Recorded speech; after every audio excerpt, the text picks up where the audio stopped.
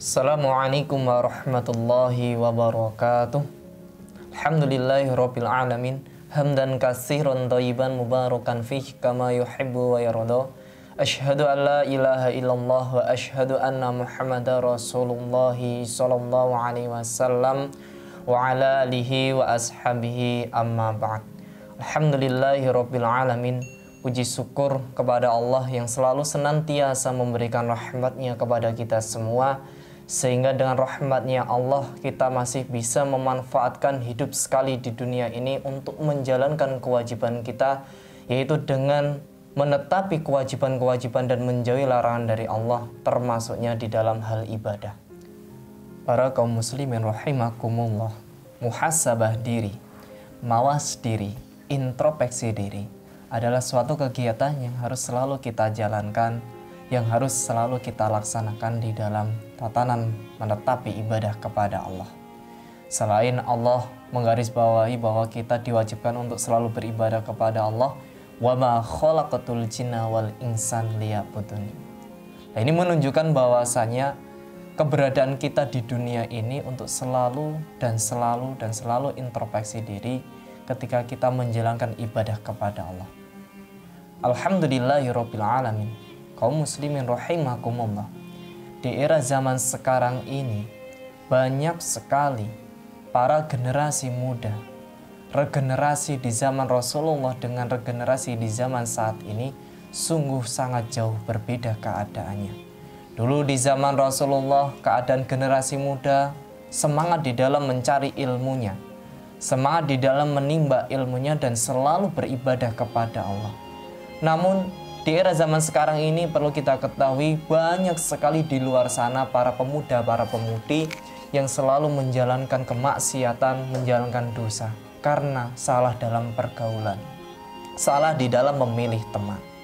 Makanya di dalam riwayat itu dijelaskan ihtam khomsan qabla khomsin, memanfaatkan 5 sebelum datangnya 5. Yang pertama syababaka qabla haromika, memanfaatkan usia mudamu sebelum datang masa tuamu. Yang nomor 2 wasihatika qabla sakomika, memanfaatkan dalam kondisi sehat sebelum datang sakit. Yang nomor 3 wahinaka qabla fakarika, memanfaatkan dalam keadaan kaya sebelum datangnya kemiskinan. Yang nomor 4 wafarohika qabla syaghlika, memanfaatkan dalam keadaan longgar sebelum dalam keadaan sibuk. Yang nomor 5 wahayatika qabla mautika, memanfaatkan dalam kondisi masih hidup sebelum datangnya kematian. Lah ini garis bawah bahwasanya kita sebagai generasi muda di zaman sekarang ini banyak sekali gegeran, banyak sekali pengaruh-pengaruh tentang pergaulan di era zaman sekarang ini, berupa kemaksiatan, berupa pergaulan bebas, berupa kerusakan-kerusakan mental yang ada di zaman sekarang ini. Perlu kita pahami, kita harus menjadi generasi unggulan yang bisa memanfaatkan masa sehat, bisa memanfaatkan dalam keadaan kaya, bisa memanfaatkan dalam keadaan longgar, bisa memanfaatkan dalam keadaan masih hidup di dunia ini. Kenapa? Dalam Sahih Al-Bukhari dijelaskan Rasulullah SAW beliau melukiskan sab'atun yudilluhumullahu fi dhillihi yauma dhilla illa dhilluh. Ada 7 golongan yang akan mendapatkan naungan ketika di hari itu tidak ada naungan selain naungannya Allah. Salah satunya Rasulullah melukiskan warajulun qalbuhu mu'allaqun fil masajid, seorang laki-laki yang selalu menggantungkan hatinya untuk di dalam masjid, selalu beribadah kepada Allah, selalu mendekatkan diri kepada Allah, taqarrub ilallah, selalu mawas diri, introspeksi diri, gimana caranya dirinya itu selalu untuk beribadah kepada Allah. Diperkuat lagi Rasulullah juga menjelaskan wasyabun nasya'a fi ibadati rabbi, seorang pemuda yang selalu mendekatkan dirinya pada Tuhannya, termasuk meningkatkan di dalam hal muamalahnya, di dalam hal pengamalannya, selalu menderes Al-Quran, selalu belajar akan kandungan ayat-ayat yang tercantum di dalam Al-Quran. Inilah beberapa referensi yang harus kita fahami betul, yang harus kita jalankan untuk menerapkan di dalam kehidupan kita guna bekal kita di akhirat nanti menjadi generasi yang penuh semangat di dalam menuntut ilmu, di dalam menimba ilmu dan mendapatkan ridhonya Allah. Kaum muslimin rahimakumullah. Sedikit ada beberapa cerita yang digambarkan di zaman generasi Rasulullah SAW mengenai tentang sahabat yang bernama Julaibib radhiyallahu anhu.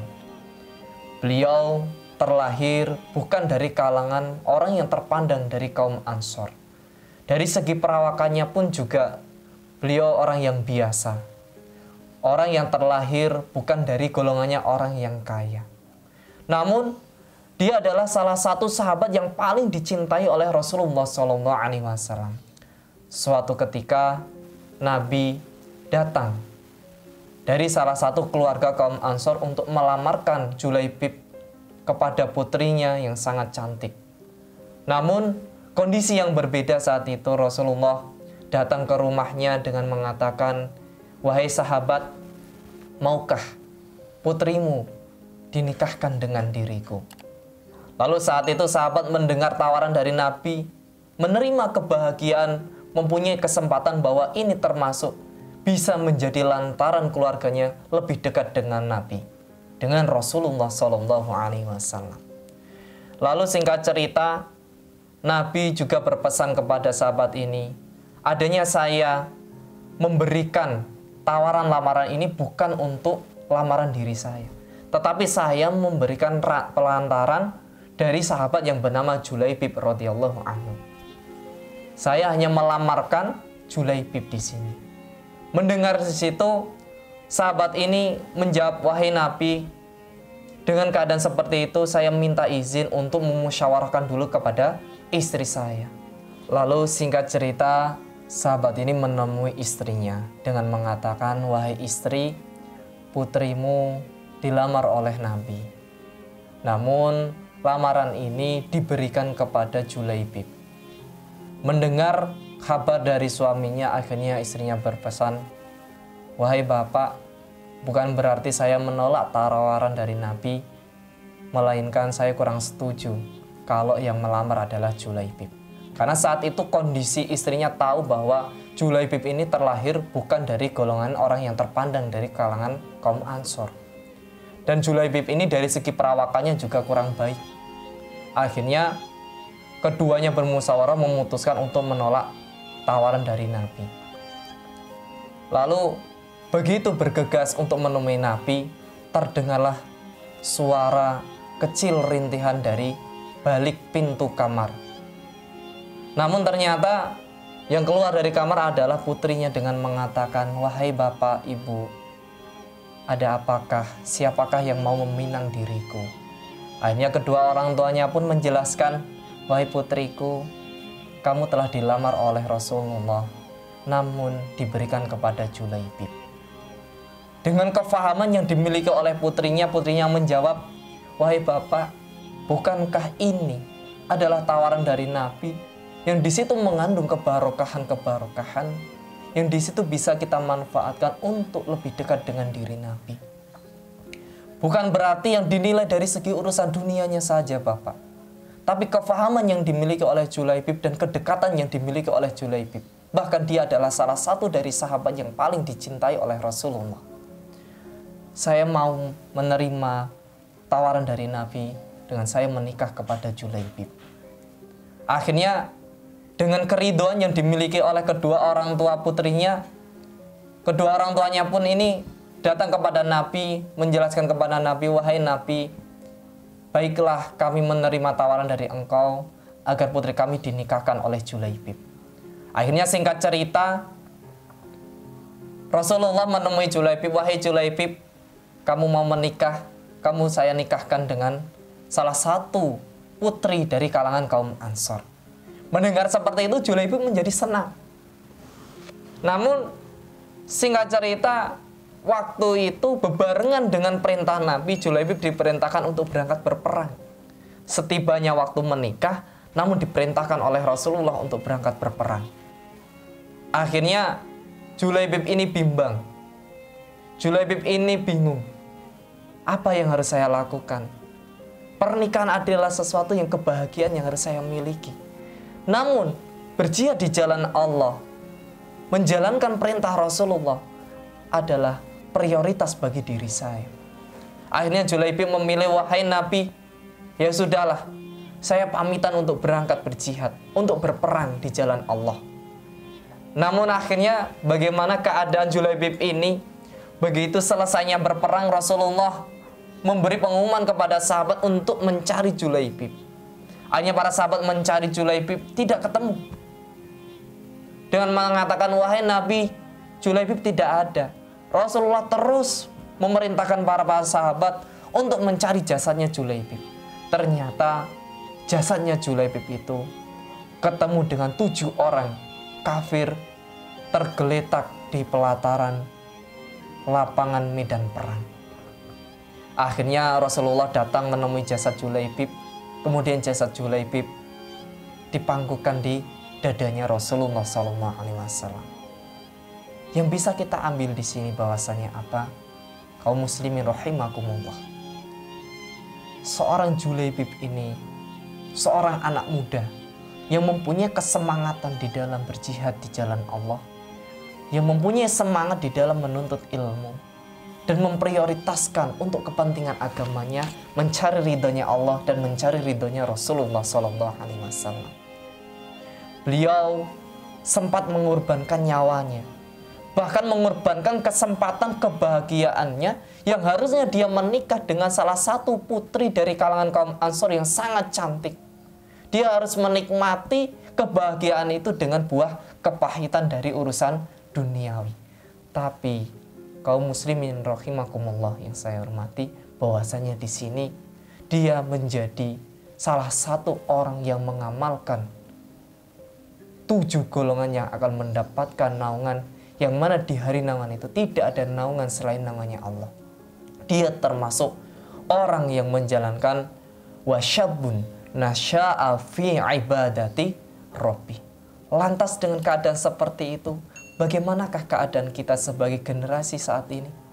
Apakah kita bisa menjadi generasi yang seperti Julaibib, yang selalu menuntut ilmu, semangat di dalam perjuangan, mengembangkan Islam, semangat di dalam mencari ridhonya Allah, selalu semangat di jalannya Allah, dan selalu meningkatkan buah amalannya, sebagaimana yang sudah dikerjakan oleh Julaibib. Bahkan sampai mengorbankan kebahagiaan diganti dengan kepahitan urusan duniawi. Andai kata kita hidup sekali di dunia ini, kemudian kita bisa mengorbankan dunia ini dengan kepentingan urusan akhirat, itu justru lebih baik nilai tingkatan derajat surganya dan akan menjadi ridhonya Allah, sehingga kita bisa menikmati buah hasilnya perjuangan, menikmati buah hasilnya kita di dalam memperjuangkan agama Allah. Para kaum muslimin rahimakumullah, mumpung masih dalam keadaan sehat, dalam keadaan muda, dalam keadaan diberi kesempatan longgar, mari persiapkan diri kita di dalam menjalani era globalisasi di tahun ini, bahkan tahun kedepannya. Dalam riwayat dijelaskan, la ya'ti 'alaikum zamanun illa ba'dahu syarrum minhu. Tidak akan datang zaman yang lebih baik daripada zaman sebelumnya. Maka bertambah tahun, keadaan norma manusia akan semakin menurun. Bertambah tahun, keadaan manusia dari segi agamanya juga akan semakin menurun. Lantas apa yang harus kita persiapkan? Yaitu menjadi penerus di dalam perjuangan Islam, mengembangkan Islam, dan mempunyai akhlakul karimah, sehingga bisa bermanfaat bagi diri kita, keluarga kita, bahkan orang lain, dan untuk bangsa ini. Insya Allah demikian yang bisa kami sampaikan. Semoga nasihat ini bisa menjadikan manfaat serta kebarokahan guna untuk meningkatkan pengamalan kita, terutama untuk peningkatan kefahaman, keimanan para generasi penerus, bisa memotivasi para generasi penerus. Terima kasih. Alhamdulillah, jazakumullahu khairan. Assalamualaikum warahmatullahi wabarakatuh.